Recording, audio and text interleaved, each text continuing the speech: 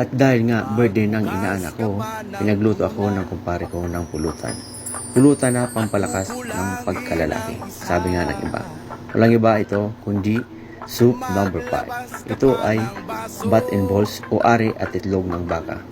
Kung tatanungin niyo ako kung bakit soup number 5 ang tawag dyan, hindi ko din alam. Sinimulan ko ang pagluluto, pagpapalambot ng bat and balls hanggang sa ito ay lumambot.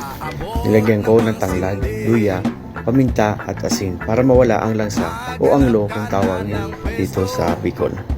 Pag malambot na, huhugasan at hihiwain ng maliliit saktong papulutan lang.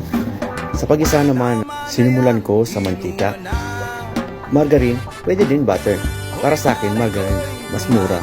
Alam mo naman tayong Pinoy kung saan makakatipid. Doon tayo. Sinunod ko ang luya, bawang, sibuyas at sinap nating bat and balls. Pamintang buo, beef cubes, oyster sauce, halu-haluin, tapos lagyan natin ng kaunting toyo. Pampakulay lang yan. Halu-haluin, lagyan ng tubig.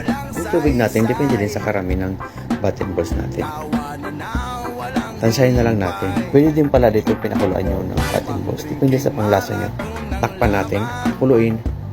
Pag kumulo na, lagyan naman natin ng asin pangpalasa. Di pa tayo naglalagay kanina ng asin. Konting patis lang, pambalansin lang ng lasa.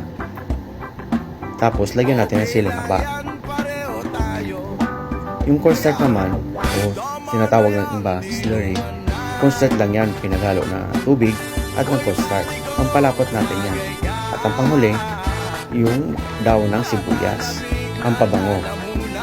Para naman sa usawan, sili, kalamansi, at patis.